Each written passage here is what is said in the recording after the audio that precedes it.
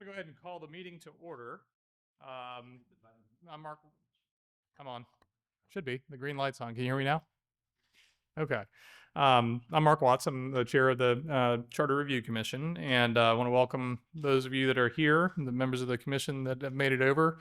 Thanks for braving the rain and nasty weather outside.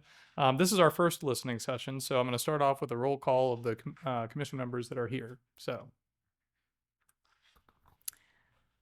Do you want me to do all of them or just the ones that are here? The ones that are here. Okay.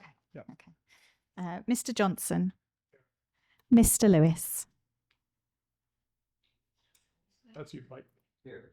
Ms. Norby. Yep. Here. Mr. Sakonovsky. Mr. Tolland. Mr. Watts. Here. And Mr. Chair, this has been advertised as a listening session. It's not a business session of the commission. So you're welcome to come, but we will provide a report of everything it has said at all of them for you, so you have all that information. I appreciate it, Mr. Dyer. I also want to recognize Ms. Schreiber is here. I don't know. Got it. Okay. I'm sorry, Miss Schreiber.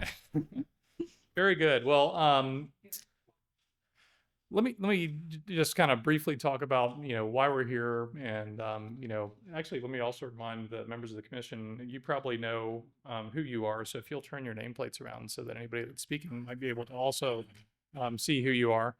Didn't realize.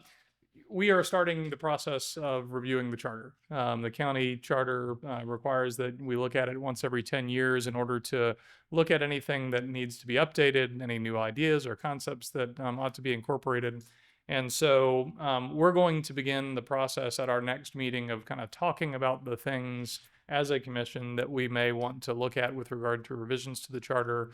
Ultimately, those revisions go to the county council for them to approve them going onto the ballot, and then goes to the voters for consideration next year.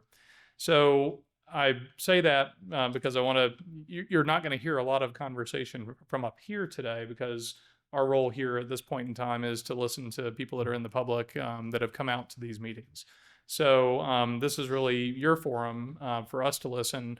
All of the different sessions that we have around the county are going to be our agenda at our next meeting. We're going to take the comments that we hear during these listening sessions, bring them together as a commission, and then be able to start taking action on getting into some of the suggestions and other thoughts that we hear during the course of these sessions. So the only other thing I wanted to mention is when you think about the charter, we have a charter. We are a charter county. There are charter and non-charter counties throughout Florida.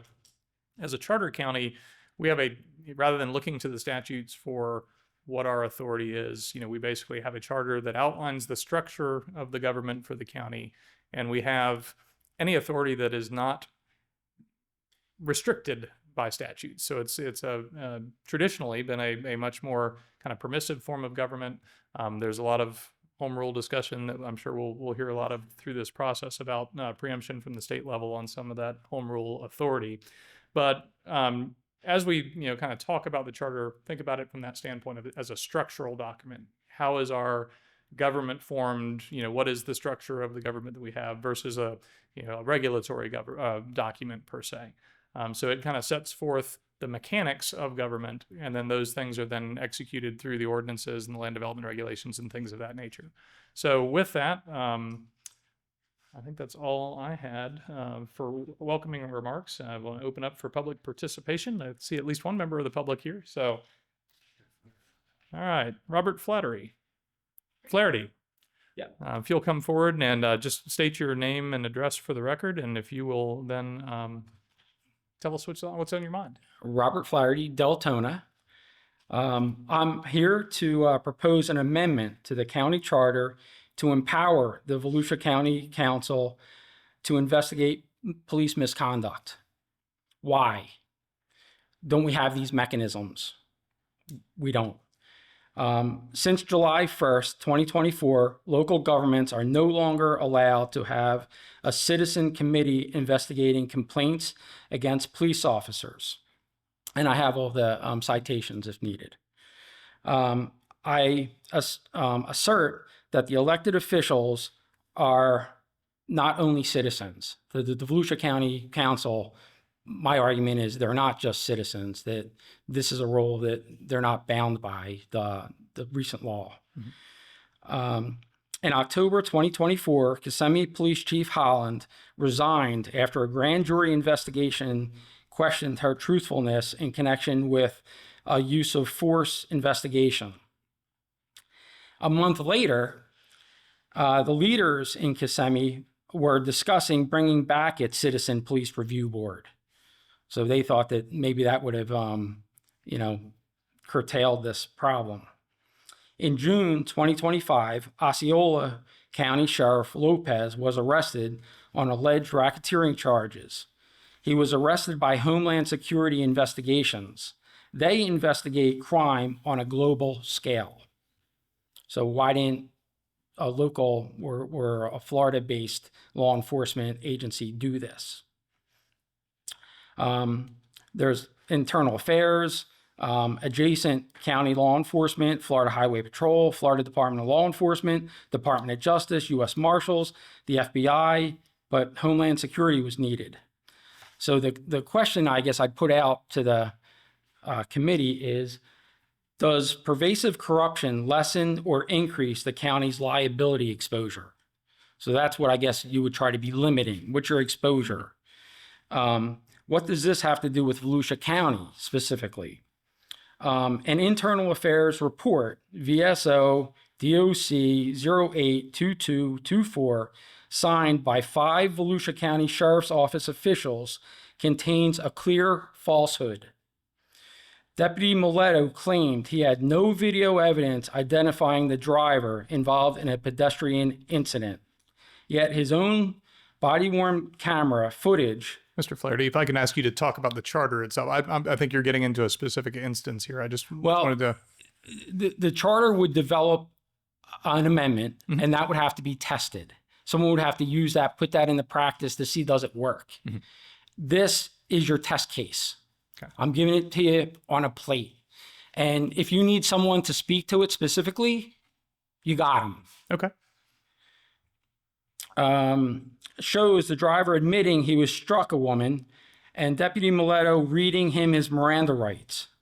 I have the body cam footage. It's out on the internet. Multiple people have watched it. It's available to everybody here. This contradiction raises serious concerns about integrity within the internal affairs and the broader accountability structure. The elements of the vehicular caused death were not sent to the district attorney's office, violating Florida statute 782.071.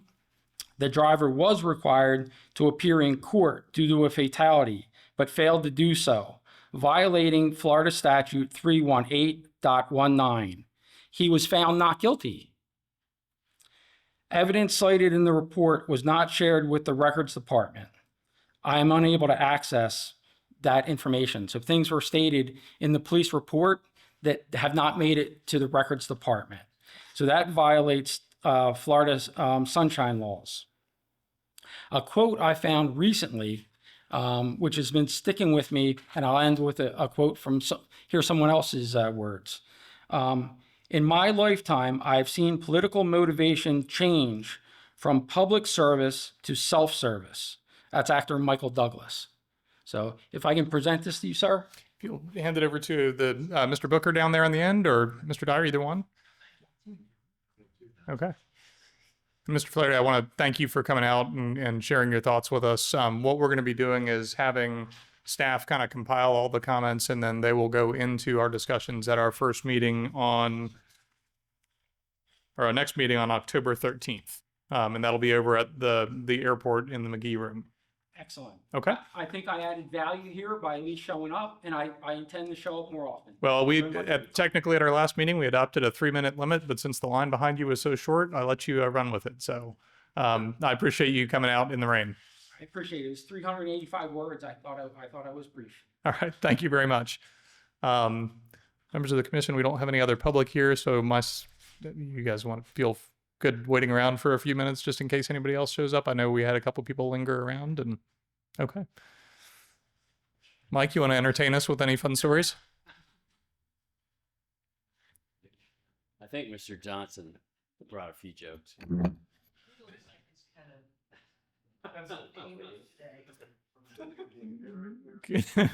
Commissioner Nick, you're recognized. Yeah, thanks, Mr. Chair. I just have a question, if I may ask Mr. Dyer about something about this 180. Just about, could you just give us a status? Because I know that some municipalities, I think including Deltona now, and Edgewater, have joined some kind of lawsuit. I don't know what that lawsuit is. I know the county council chose not to. But has there been any court cases so far, or is that the court case that's percolating? I'm not aware of a court case being filed yet, but my understanding too, from really following media reports, is Deltona and Edgewater have voted to participate in a larger lawsuit to challenge Senate Bill 180. I understand, I believe from reading the paper today, I think New Smyrna Beach is taking up that issue tonight, actually. The county council and some other counties have elected to try to seek amendment to the bill. The session starts earlier this year because it used to be every session started in March. Now, every other year, a session starts in January. So the legislative session will begin in January. Committee meetings probably start by middle of October. So at this stage, no lawsuits have actually been filed. I have not seen it. Matter of fact, I talked to somebody today. I thought one had been filed. We can't find it yet. We're looking, but I'm assuming when one is filed, it's going to be readily available. Yeah. Thanks. Okay. Yeah, I'm sure that's going to be something we'll hear more and more about as we get into the process. But I'm told that one of our diligent assistant county attorneys has also sounded the halls to see if anybody else is here to come in and speak. And I'm going to say we give it until about quarter till, to see if anybody else wanders in. But so far, the answer is there wasn't anybody else waiting to come in. So, John, do you have anything that you'd like to contribute? I believe Mr. Lewis said he was happy to stay till 7 and get some video. Hopefully he won't get lost on the way out. Since he got lost.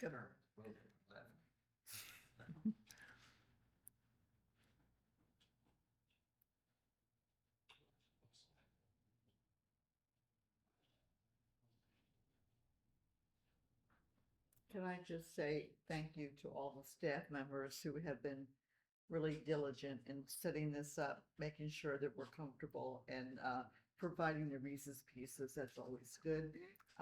And the commentary is coming in. John, thank you for always making sure that we're up to date on stuff. Yep.